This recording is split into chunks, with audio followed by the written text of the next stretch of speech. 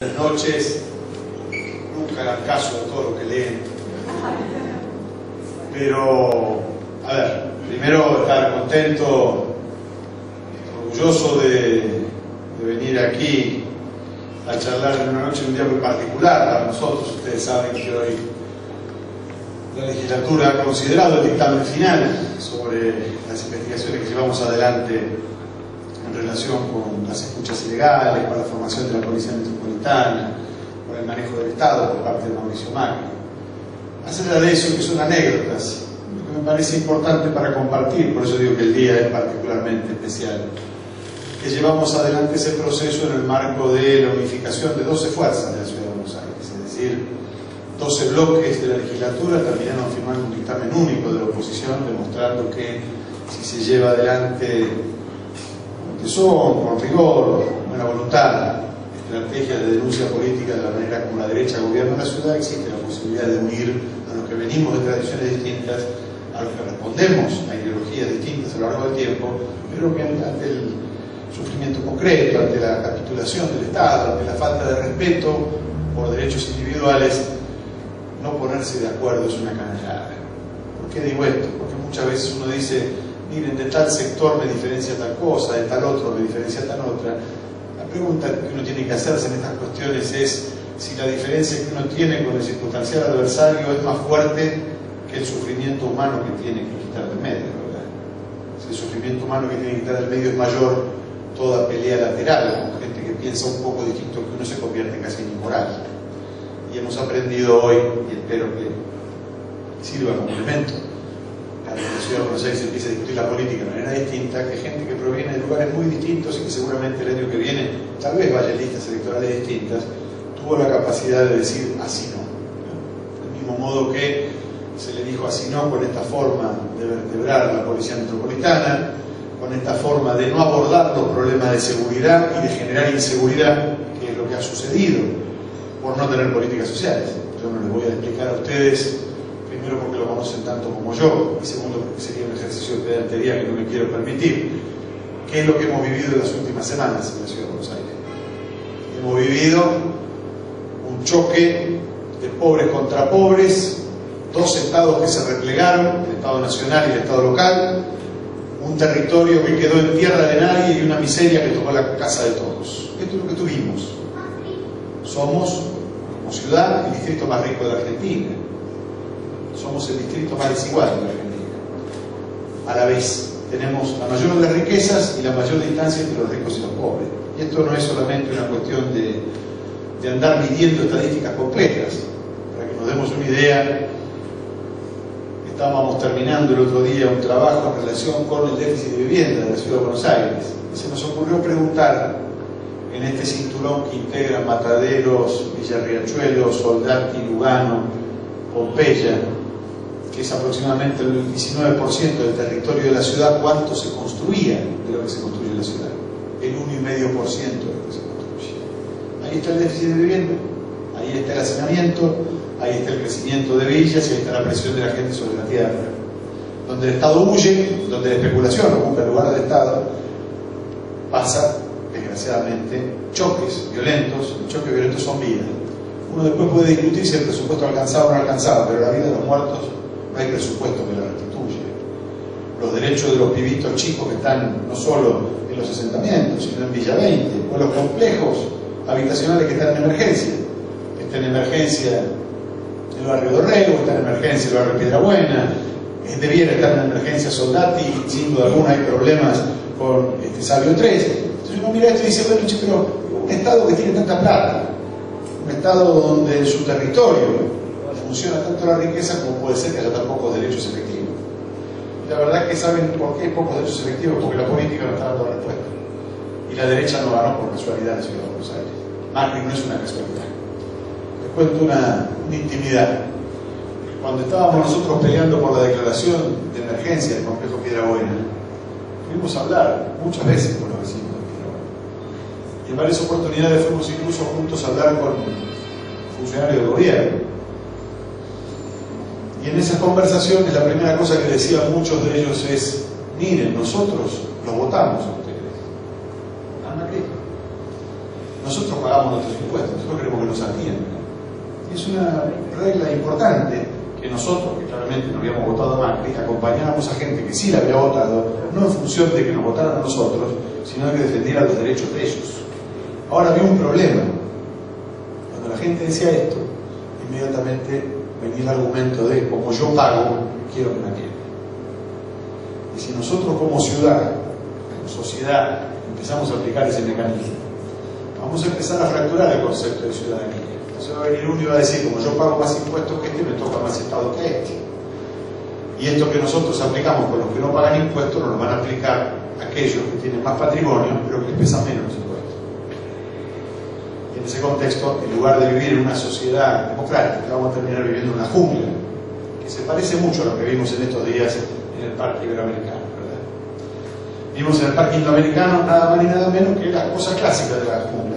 Gente que junta fuerzas y persigue a otra gente porque tiene más fuerza, gente que está más cercana del poder y que entonces puede aplicar la protección de la policía o la desprotección de la policía en caso contrario, gente que trafica armas que puede tirotear a otros sobre la base que la policía no se va a meter en esos complejos a sacarle las armas a ellos porque hacen los negocios con la policía. Esto hay que decirlo con todas las letras. Y en la medida en que como sociedad no nos afrontemos estas cuestiones, vamos a estar muchos de nosotros con el Jesús en la boca todas las noches esperando si nuestra hija o nuestro hijo cuando vuelve a casa no se topa con algún episodio de estos. Y esto no lo arregla una policía, esto lo arregla una sociedad. Y lo arregla con gasto público social, lo arregla con más escuelas, lo arregla con más vivienda, lo arregla con más dispensarios sanitarios, lo arregla con más casa de día para atender a los chicos que tienen adicciones. Se arregla metiendo mano de cuidado, no mano dura, no mano que golpea, sino mano que cuida. Y ese Estado que cuida es una mano hospitalaria, debe ser una mano hospitalaria. De manera que, muy poquito más que esto, miren, yo escuchaba recién este argumento, pasa, y es que el año que viene hay elecciones y hay que tomar decisiones estratégicas, y esto es muy cierto, sí. Ahora tengo una obligación de decirles algo. Si nosotros a las elecciones no le ponemos opciones políticas, elegimos cómo van cambiando los ganadores en el podio tradicional. El que ayer estaba tercero, después queda segundo, y el que estaba primero se mueve de lugar. Esos ganadores cambian, pero los perdedores sociales siguen. La función de la política es que los perdedores sociales no se sienten lo mismo. Y esto es lo que nosotros tenemos que tratar de hacer. Si tenemos capacidad o no, y digo nosotros, cada mujer y cada hombre, cualquiera de nosotros, yo puedo ser diputado circunstancialmente ahora y mañana ser como soy un militante político en la calle. Y la pregunta que nos tenemos que hacer es si con este modelo de política que tenemos llegamos a, digamos, yo no voy a decir enamorar, es una palabra muy grande, pero si llegamos a embalar a sectores que hoy están alejados del político. Sectores como la juventud, sectores como aquellos sectores, digamos, de la edad media que crecieron y creyeron mucho en el proceso de la transición democrática y después se desencantaron. Y el desencanto forma parte de la política. Y está bien que la gente se desencante, porque si un país creció a tasa china como Argentina y sigue teniendo 30% de población en la pobreza, está claro que la política está haciendo las cosas muy mal. Entonces, sobre ese desencanto hay que construir otra cosa. Nadie tiene una receta mágica, no la busquen. No hay ni candidatos mágicos ni recetas mágicas. La política es una creación cotidiana de verdad y error, de suponer que esto va a andar y a veces no anda, de creer que esta política funciona y a veces no funciona. Y los políticos tenemos desgraciadamente una muy mala costumbre que cuando nos equivocamos le echamos la culpa a otro y no decimos que el error lo cometimos nosotros. Pero pasa, y es bueno reconocerlo. Se beneficia eso si uno rinde cuentas cotidianamente, porque ahí, cuando uno tiene que poner la cara y empieza a rendir cuentas, hacerse el sonso es más complejo, ¿verdad? Y esta práctica de rendir cuentas para nosotros, por eso les decía, es un gran agrado y es muy saludable. Está claro que es más fácil, mediado por los instrumentos de la tecnología, decir, miren, hicimos tal cosa, y presentar un listado de acciones o de buenas intenciones. Mejor es, sin duda, dar la cara, poner el cuerpo. Les cuento una cosa muy chiquita para terminar. Cuando el otro día fue el episodio posterior a la represión en el Parque Iberoamericano, algunos diputados fuimos a construir una barrera humana para evitar el cese de la represión, para reclamar el cese de la represión. No es una ley, no es una resolución, no es una política pública, pero les quiero decir con profunda sinceridad que la alegría que presupone que los cuerpos nuestros, que son iguales que los de cualquiera de ustedes, solo que nosotros tenemos fueros, sirvan en un momento para evitar que maten a otra persona. le devuelve a la política una parte sustantiva de su dignidad. Era nada más y nada menos que dar testimonio que los representantes del pueblo nos ponemos en el medio para que no masacre a la gente. Y este me parece que es el mensaje de la política en sentido amplio, no solo cuando hay represión, no solo cuando hay violencia, la violencia del palo, la violencia de los gases, la violencia de los tiros, no, también cuando la violencia es que no hay plata para salir, cuando la violencia es que hay 40 chicos por curso en las escuelas, cuando la violencia es que hoy no tuve turno en el hospital y tengo que ir dentro de una semana a las 6 de la mañana porque no hay insumos. Eso es violencia. Es una violencia que no sale de los diarios, pero que influye y forma generaciones de violencia. Es gracioso cuando a veces, hablando de la inseguridad, se dice: yo no sé de dónde sacan la violencia estos chicos, cómo son tan violentos. Y siempre uno anda buscando la vuelta a alguna cosa que no tenga que ver con uno. Seamos sinceros, muchas veces somos bastante hipócritas. Entonces decimos: no, les pasa esto porque consumen droga, les pasa esto porque consumen alcohol. Es cierto que consumen droga y pueden consumir alcohol. Ahora hay un tema, son violentos porque esta sociedad les dice que de la única manera que se pasa es con poder. No se pasa con derechos. No estamos, desgraciadamente, ante una sociedad de derechos. Estamos, desgraciadamente, ante una sociedad donde lo que permite avanzar es el poder del dinero, el poder de las relaciones, el poder de la fuerza y el poder de un arma.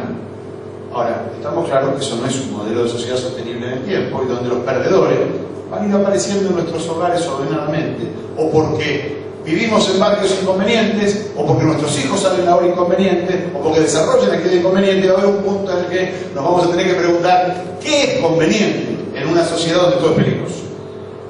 En ese contexto, me parece que la respuesta no es solamente votar, lo quiero decir con sinceridad. Hemos votado tantas veces, algunas veces nos fue bien, otras veces nos fue mal. El representante te puede defraudar o te puede dejar satisfecho. Ahora, hay una cosa que no hay que ceder. La que no hay que ceder es que el que pone saca. ¿Qué quiero decir con esto? Si ustedes ponen un representante, sáquenle al representante todo lo que tienen que sacar. Esta teoría de que le damos una patente de corso a otros o a mí. Yo te voté a hacer lo que sea, o satisfaceme personalmente a mí y no al colectivo que dijiste que ibas a representar, me parece que no hay que dejarla nunca más. Si algo enseñan estos periodos de crisis y de ajuste y de falta de solidaridad, es que a la política hay que pedirle muchísimo más de lo que se le da, y no al revés. Nos tienen que exigir a los representantes muchísimo más de lo que nos exigen. Y me parece que todo lo que nos exijan es poco. ¿Saben por qué? Aquí se mencionaba hace un rato que uno tuvo en un momento la responsabilidad de escribir la constitución de esta ciudad. Miren, en el 96 nosotros imaginábamos una ciudad de Buenos Aires terriblemente igualitaria en el futuro. Y vemos una ciudad de Buenos Aires cada vez más desigual.